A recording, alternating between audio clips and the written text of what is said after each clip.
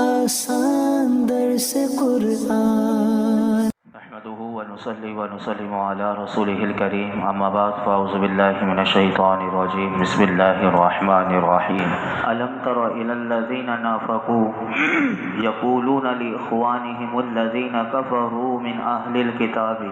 لئن أخرجتم لنخرجن معكم ولا نطيع فيكم أحدا أبدا وإن قتلتم لننصرنكم والله يشهد إنهم لكاذبون. کیا تم نے منافقوں کو نہ دیکھا کہ اپنے اہل کتاب کافر بھائیوں سے کہتے ہیں کہ قسم ہے کہ اگر تم نکالے گئے تو ضرور ہم تمہارے ساتھ نکلیں گے اور ہرگز تمہارے بارے میں کسی کا کہنا نہ مانیں گے، اور اگر تم سے لڑائی کی گئی تو ہم ضرور تمہاری مدد کریں گے، اور اللہ گواہی دیتا ہے کہ یقیناً وہ ضرور جھوٹے ہیں. اس آیت کریمہ میں اللہ رب العالمین نے ارشاد فرمایا کہ اے حبیب صلی اللہ تعالی علیہ وسلم، کیا آپ نے عبداللہ بن ابی سلول منافق اور اس کے ساتھیوں کو نہ دیکھا کہ اپنے اہل کتاب کافر بھائیوں بنو قریظہ اور بنو نذیر سے کہتے ہیں کہ اگر تم مدینہ منورہ سے نکالے گئے تو ضرور ہم تمہارے ساتھ جائیں گے، اور ہرگز تمہارے خلاف کسی کا کہا نہ مانیں گے، نہ مسلمانوں کا نہ رسول اکرم کا، اور اگر تم سے لڑائی ہوئی تو ضرور ہم تمہاری مدد کریں گے اور تمہارے ساتھ مل کر لڑیں گے. اللہ رب العالمین نے ارشاد فرمایا اللہ گواہ ہے کہ یہودیوں سے منافقین کے یہ سب وعدے جھوٹے ہیں. اس آیت سے 4 باتیں معلوم ہیں. نمبر 1 کہ منافق کفار کے بھائی ہیں، مومنوں کے بھائی نہیں. یہ اللہ رب العالمین نے اس آیت کریمہ میں بتایا. اگرچہ بظاہر وہ کلمہ پڑھتے ہیں لیکن وقت پر کفار کا ہی ساتھ دیتے ہیں. یہ منافقوں کا ایک راز اللہ تعالیٰ نے بتا دیا. نمبر 2 کفار کو بھائی سمجھنا اور بھائی کہنا یہ منافقوں کا کام ہے. آج بھی دیکھ لیں ایسے سیاستدان ہمارے ملک میں ہیں جو قادیانیوں کو اپنا بھائی کہتے ہیں، جن کو ان سے بڑا پیار ہے، حالانکہ قادیانی کافر ہیں، اور مرزا غلام کے ماننے والے وہ انہیں اپنا بھائی بنا دیتے ہیں، کبھی ہندو کو اپنا بھائی بنا دیتے ہیں. تو دیکھیے کہ اللہ تعالیٰ نے بتا دیا کہ یہ منافق ہو سکتا ہے، یعنی جو بظاہر کلمہ پڑھتا ہے اپنے آپ کو مسلمان کہتا ہے، اور کفار کو بھائی سمجھنا اور یہ بھائی کہنا یہ منافقوں کا کام. نمبر 3 منافق اللہ تعالیٰ نے تیسری بات اس آیت کریمہ سے علماء کہتے ہیں یہ معلوم ہوئی کہ منافق در حقیقت کسی کا دوست نہیں، کسی کا ساتھی نہیں،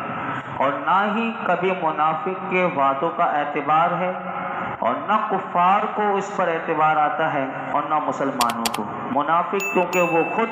کذب زبز کا شکار ہوتا ہے، نہ ادھر کا ہوتا ہے نہ ادھر کا ہوتا ہے، وہ تو بیچ میں خود لٹک رہا ہوتا ہے اور دوسروں سے وعدے کرے گا تو اس کے وعدوں کا کوئی اعتبار نہیں. چوتھی بات اللہ تعالیٰ نے اپنے حبیب علیہ السلام کو منافقوں کے خفیہ راز بتا دیے، کیونکہ منافقوں کی یہ جو باتیں تھیں یہودیوں سے کہ اگر تمہیں مدینے سے نکالا گیا تو تم نہ نکلنا، اور اگر نکلو گے بھی تو ہم تمہارے ساتھ نکلیں گے، تمہارے ساتھ لڑائی ہوئی تو ہم لڑیں گے تمہارے ساتھ مل کر، یہ ساری خفیہ باتیں تھیں. لیکن اللہ رب العالمین نے اپنے محبوب کو پہلے سے بتا دیا کہ جو ان کی رازداری میں تنہائی میں باتیں ہوئی تھی، لیکن یہ چھپ کر دنیا والوں سے لیکن اللہ سے نہیں چھپ سکتے. تو یہاں سے یہ بات بھی ہمیں سیکھنے کو ملی کہ انسان کچھ بھی سازش کر لے دین کے خلاف، مسلمانوں کے خلاف، اسلام کے خلاف، اگر چھپ کر وہ کتنی بھی سازشیں کرے وہ غدار ہو، لیکن اللہ رب العالمین ایسے غداروں کے راز ضرور فاش کر دیتا ہے. تو یہاں سے اللہ رب العالمین نے اپنے محبوب کو بتا دیا. اور آج بھی ایسے لوگ اگر ہیں تو وہ بھی کھل کر سامنے کبھی نہ کبھی آ ہی جاتے ہیں. آگے سنیے، اب ان منافقوں کی مزید باتیں اللہ نے آگے ان کے حال کی خبر دی. فرمایا لئن اخرجوا لا یخرجون معهم وَلَئِن قُوتِلُوا لَا يَنْصُرُونَهُمْ وَلَئِن نَصَرُوهُمْ لَيُوَلُّنَّ الْأَدْبَارَ ثُمَّ لَا يُنْصَرُونَ۔ قسم ہے اگر وہ نکالے گئے تو یہ ان کے ساتھ نہ نکلیں گے، اور قسم ہے اگر ان سے لڑائی کی گئی تو یہ ان کی مدد نہ کریں گے، اور قسم ہے اگر یہ ان کی مدد کریں گے تو ضرور پیٹ پھیر کر بھاگیں گے، پھر ان کی مدد نہ کی جائے گی۔ اس آیت کریمہ میں منافقین کے پورے حال کی خبر دیتے ہوئے ارشاد فرمایا گیا کہ اگر وہ یہودی مدینے سے نکالے گئے تو اللہ نے فرمایا کہ یہ ان کے ساتھ نہ نکلیں گے، قسم کھا کر کہا کہ یہ نہیں نکلیں گے، یہ بزدل لوگ ہیں، اور فرمایا اگر ان یہودیوں سے لڑائی کی گئی تو یہ منافق جو وعدے کر رہے ہیں، اور مفسرین کہتے ہیں کہ انہوں نے یہودیوں سے کہا کہ اگر تم سے لڑائی کی گئی تو ہم 2000 مسلح بہادروں کے ساتھ لشکر لے کر تمہاری مدد کریں گے۔ اللہ نے فرمایا کہ اگر ان یہودیوں سے لڑائی بھی کی گئی تو یہ اس کی مدد نہ کریں گے۔ چنانچہ پھر ایسا ہی ہوا کہ یہودیوں کو جب مدینہ منورہ سے نکالا گیا، منافقین ان کے ساتھ نہ نکلے، اور یہودیوں سے لڑائی ہوئی لیکن منافقوں نے یہودیوں کی مدد نہ کی۔ بالفرض اللہ نے فرمایا اگلی بات کہ اگر منافق یہودیوں کی مدد کرتے یا کریں گے تو لیکن ضرور پیٹ پھیر کر بھاگ جائیں گے، اور پھر جب یہ مددگار بھاگ نکلیں گے تو پھر منافقوں کی مدد نہ کی جائے گی، پھر اللہ ان منافقوں کو ہلاک کر دے گا، اور ان کا کفر ظاہر ہونے کے بعد ان کا نفاق انہیں کوئی نفع نہ دے گا۔ اب آپ دیکھیں کہ کیسے منافقت یہ کتنا خطرناک عمل ہے کہ اس سے بچنا چاہیے۔ آگے سنیے، لَأَنْتُمْ أَشَدُّ رَهْبَةً فِي صُدُورِهِمْ مِنَ اللَّهِ ذَلِكَ بِأَنَّهُمْ قَوْمٌ لَا يَفْقَهُونَ۔ بے شک ان کے دلوں میں اللہ سے زیادہ تمہارا ڈر ہے، یہ اس لیے کہ وہ ناسمجھ لوگ ہیں۔ اللہ تعالیٰ نے مسلمانوں سے کہا اے مسلمانوں بے شک ان منافقوں کے دلوں میں اللہ سے زیادہ تمہارا ڈر ہے، یعنی یہ تم سے زیادہ ڈرتے ہیں، مجھ سے نہیں ڈرتے۔ وجہ کیا؟ تمہارے سامنے تو کفر کا اظہار کرنے سے ڈرتے ہیں، اور یہ جانتے ہوئے بھی کہ یہ بار بار سن چکے ہیں کہ اللہ رب العالمین دلوں کی چھپی ہوئی باتیں جانتا ہے، لیکن اس کے باوجود فرمایا یہ دل میں کفر رکھتے ہیں۔ فرمایا ان کا یہ ڈر اس لیے ہے کہ یہ ناسمجھ لوگ ہیں اور اللہ کی عظمت کو نہیں جانتے، ورنہ جیسا اس سے ڈرنے کا حق ہے ویسا اس سے ڈرتے تو پھر یہ حرکتیں منافقوں والی نہ کرتے۔ تو فرمایا انہیں اللہ کی عظمت کا پتہ نہیں، تو ہمیں بھی اللہ کی عظمت کو سیکھتے رہنا چاہیے۔ اللہ کی عظمتیں جو ہم سنتے ہیں اسے ذہن میں نقش رکھنا چاہیے، تاکہ پھر اسی سے بندے کے دل میں اپنے رب کی عظمت جب ہوگی تو وہ اس سے ڈرے گا بھی، اور اس کے دل میں اپنے رب کا خوف بھی پیدا ہوگا۔ آگے ارشاد فرمایا لا يقاتلونكم جميعا الا في قرى محصنة او من وراء جدر بأسهم بينهم شديد تحسبهم جميعا وقلوبهم شتى ذلك بأنهم قوم لا يعقلون۔ یہ سب مل کر بھی تم سے نہ لڑیں گے مگر قلعہ بند شہروں میں یا دیواروں کے پیچھے سے۔ ان کی آپس کی لڑائی بہت سخت ہے، تم انہیں اکٹھا سمجھتے ہو، حالانکہ ان کے دل الگ الگ ہے۔ یہ اس لیے کہ یہ بے عقل لوگ ہیں،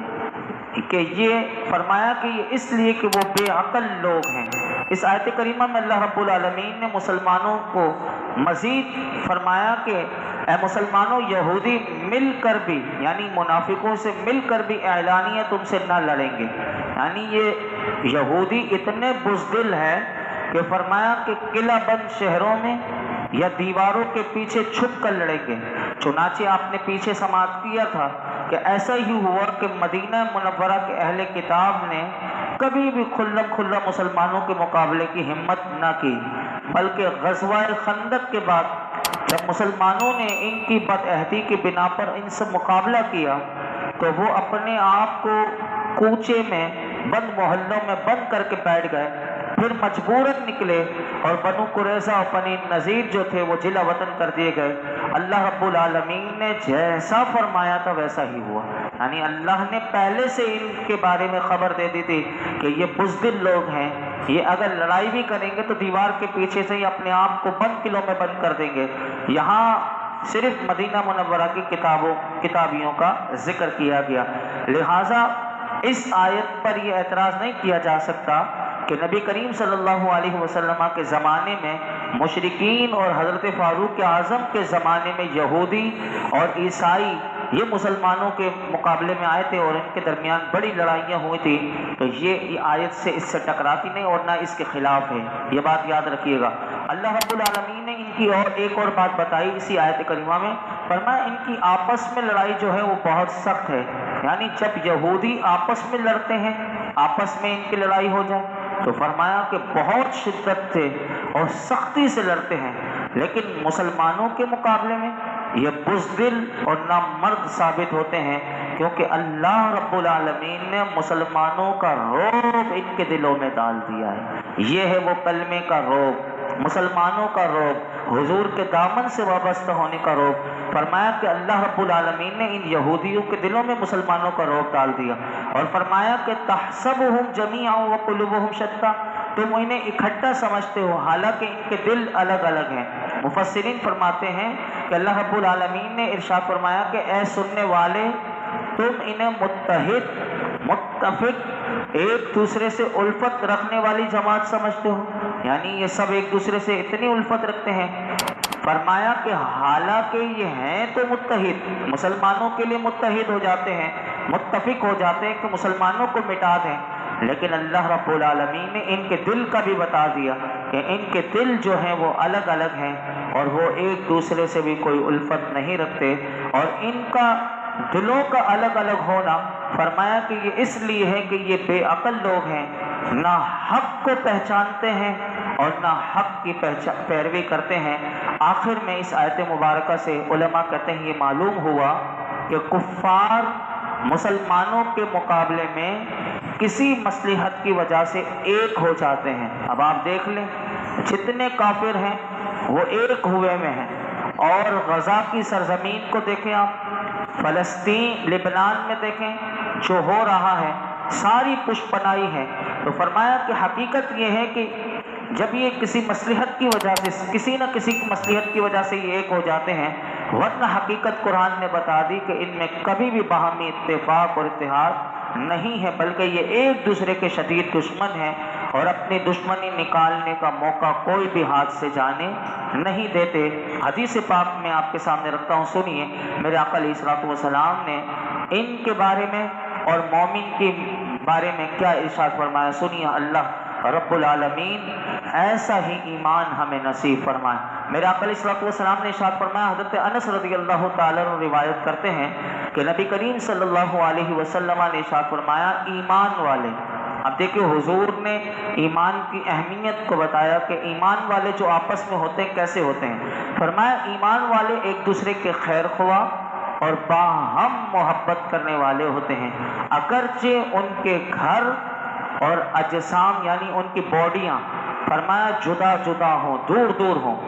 لیکن مومن ہے، ایمان والا ہے، میرے آقا نے فرمایا وہ ہمیشہ دوسرے مومن کا خیر خواہ ہوگا، اگرچہ ان کا گھر اور ان کے جسم جدا جدا ہوں۔ اور فرمایا فاجر لوگ آپس میں ایک دوسرے کے ساتھ دھوکہ اور خیانت کرنے والے ہوتے ہیں،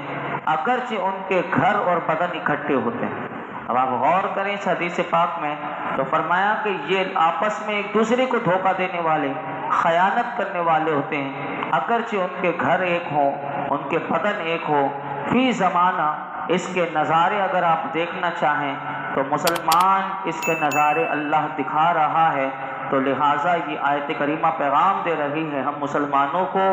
چاہیے کہ کبھی بھی کسی کافر پر کسی صورت اعتماد نہ کریں، بلکہ اعتماد کریں تو اپنے مسلمان بھائیوں پر اعتماد کریں۔ اور مسلمانوں کے لیے بھی یہ پیغام ہے کہ وہ دوسرے مسلمان کے اعتماد کو دھوکہ نہ دے، ہمیشہ دوسرے مسلمان کے اعتماد پر پورا اترے۔ اگر ایک مسلمان دوسرے مسلمان پر اعتماد کرتا ہے تو اسے چاہیے کہ اپنے مسلمان بھائی کے اعتماد پر پورا اترے۔ اللہ رب العالمین ہم سب کو ایک دوسرے کا خیر خواہ بنائے اور ایک دوسرے سے ہمیں محبت الفت عطا فرمائے، ایثار کرنے والا ہمیں اللہ مسلمان بنائے، ایک دوسرے کے کام آنے والا بنائے اور ایک دوسرے کے ہم خیر خواہ بن جائیں، نہ کہ ہم کبھی دھوکہ دیں اور خیانت کرنے والے بنیں، کیونکہ یہ کافروں کا کام ہے، یہ مومنوں کا کام نہیں۔ مومن دھوکہ نہیں دیتا، مومن خیانت کرنے والا نہیں ہوتا، مومن جھوٹا نہیں ہوتا، مومن ہمیشہ دوسروں کا بھلا چاہنے والا ہوتا ہے۔ اللہ ہمیں دوسروں کا اچھا سوچنے والا بنائے، اچھا کرنے والا بنائے، نہ کہ ہم دوسروں کا برا کریں۔ اللہ ایسی بری خصلت سے ہمیں محفوظ فرمائے۔ الحمدللہ رب العالمین، والصلاة والسلام علی سید الانبیاء والمرسلین وعلی آلہ واصحابہ اجمعین۔ یا اللہ پاک جو کچھ سنا ہے اس میں کوئی غلطی کوتاہی و معاف فرما دے، اپنی بارگاہ میں شرف قبولیت عطا فرما۔ نماز عشاء ادا کرنا، درود و سلام پڑھنا اپنی بارگاہ میں قبول فرما۔ اخلاص یقین کی دولت عطا کر دے، توکل کی دولت عطا فرما۔ اے رب کریم ہم سب پر، ہمارے گھر والوں پر، حضور کی امت پر اپنا خاص فضل و کرم کی بارش فرما۔ یا اللہ ہم سب کے لیے اپنی رحمت کے دروازے کھول دے۔ یا رب العالمین تو ہم سے ہمیشہ کے لیے راضی ہو جا، ہمارے تمام صغیرہ کبیرہ گناہ معاف فرما، ہمارے ماں باپ کی، ساری امت مسلمہ کی بے حساب مغفرت فرما۔ آج تک جتنی دعائیں کی ہیں آئندہ کرتے رہیں گے، پروردگار عالم ہماری تمام دعاؤں کو اپنے محبوب علیہ الصلوۃ والسلام کی عظمتوں، رفتوں، بلندیوں کے صدقے میں ہماری تمام دعاؤں کو قبول فرما۔ صلی اللہ تعالی علی خیر خلق محمد وعلی آلہ وصحبہ اجمعین۔